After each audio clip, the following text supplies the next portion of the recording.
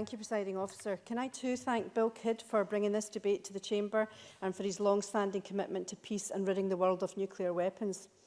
The theme of this year's International Day of Peace, as we've heard, is the right to peace, which celebrates the 70th anniversary of the Declaration of Human Rights, and it's entirely fitting, because everyone has a right to peace. It's a fundamental human right.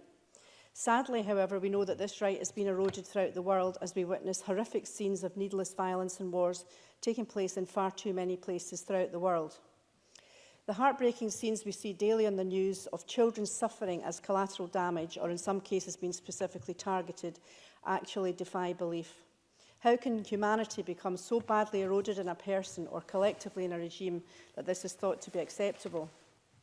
So the world looks on helplessly as children suffer in Syria and the Yemen and in places which have yet to make headlines. How many more must die or be maimed before the regimes that are responsible stop the killing? The Quakers Society briefing, for which I thank them, states their belief that Scotland can be a country that leads others in peace, but that peace, far from being passive, is an active thing that has to be pursued, encouraged and performed on a continual basis to exist. There is a difference between merely keeping the peace and actively encouraging conflict resolution. They rightly say that when the world appears to be so divided, becoming less tolerant and compassionate, that Scotland should make a commitment to learning about and modelling peace as a first step to becoming world leaders in this area. Presiding Officer, there's nothing I would want more, and I suspect everyone in this chamber.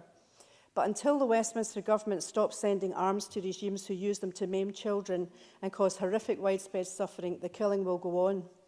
Our nation, the nation of Scotland, cannot become peacekeepers or actively encourage conflict resolution until we have control over our own independent defence industry.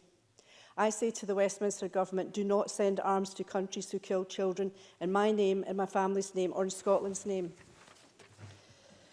Presiding Officer, my 98-year-old father-in-law, who's now sadly in his last month, fled for his life in a coal ship from Dunkirk. Like all veterans, he lost best friends and saw things a 17-year-old should never have to see or do. Until recently, he said very little about his traumatic experience during the Second World War. But the family now knows that he believes wars do not solve anything and that peaceful resolution must be sought at all costs. I agree with him, despite the achievements and sacrifices so many made in that war, which did have a legitimate aim. Presiding Officer, we can never stop countries breaking into civil war or committing violence in its people.